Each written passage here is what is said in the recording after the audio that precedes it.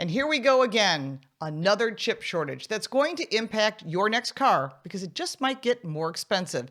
And AI is the real reason behind this. So if you think car prices are already out of control, brace yourself. The next spike is coming and it has nothing to do with supply chain, excuses, dealer markups, or government mandates. It's because it's being driven by big tech's race to dominate artificial intelligence. And your next vehicle is about to pay the price. Behind the scenes, a quiet bidding war is underway for one of the most critical components in modern vehicles, memory chips. We heard about this before. We talked about a chip shortage.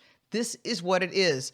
They're not exotic or cutting-edge parts reserved for luxury cars. They are the backbone for everything from your backup camera to your center screen to your safety systems. And right now, they are getting sucked up in massive AI data centers at a pace the auto industry simply cannot match.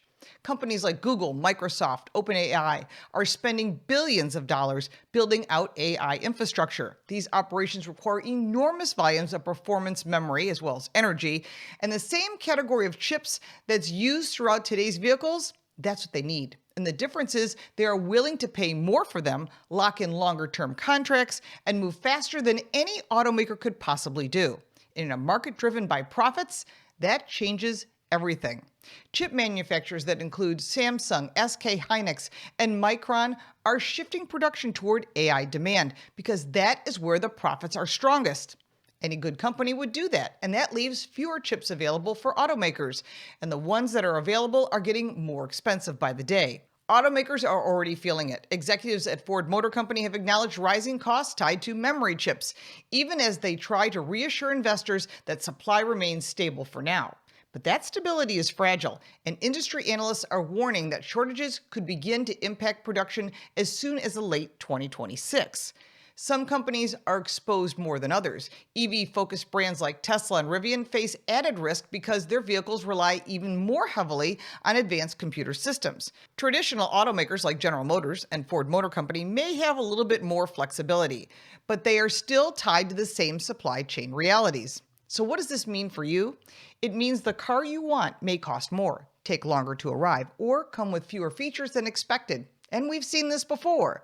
Modern vehicles are essentially computers on wheels, and a typical car today uses large amounts of memory to manage safety systems, navigation, infotainment, and driver assistance technologies. In higher-end or electric cars, that number climbs even further. Remove or limit those chips, and something has to give, which means less features. Automakers have limited options. They can delay production, strip out features, or pass the cost directly onto you, the buyer.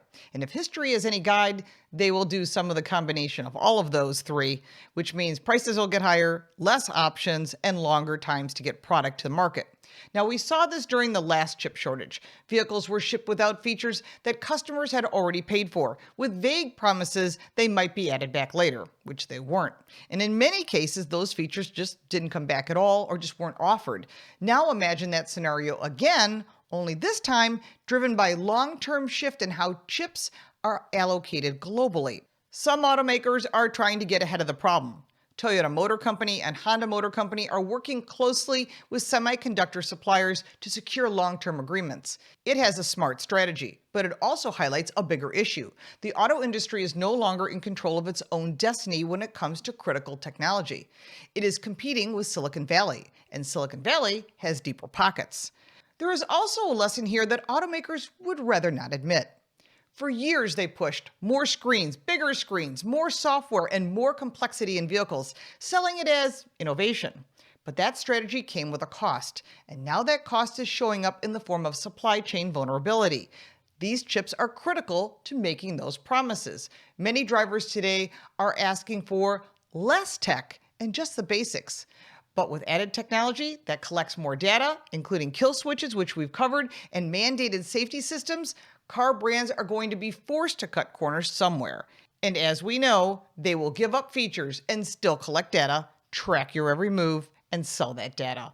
All of these take chips that are getting more expensive. The more technology you pack into a car, the more exposed you are when those components become scarce. And that's going to be a problem in the extreme near future. For consumers, this may force a shift in thinking. Simpler vehicles could become more attractive, not just because they're easier to use, but because they are less dependent on volatile supply chains. And at the same time, the used car market could see a renewed demand as buyers look for alternatives to increasingly expensive new models, which they are doing. And this happened during the last chip shortage where used car prices ballooned in price. And that makes it a good time to sell and a bad time to buy. Now, this is not about resisting technology. It's about understanding the trade-offs. The push for AI is not slowing down. If anything, it's accelerating. And that means the competition for memory chips is only going to intensify, and the auto industry will continue to be caught in the middle.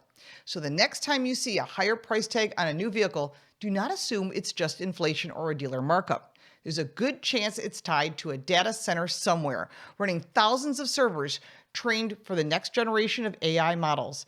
And unless something changes, that connection is only going to get stronger.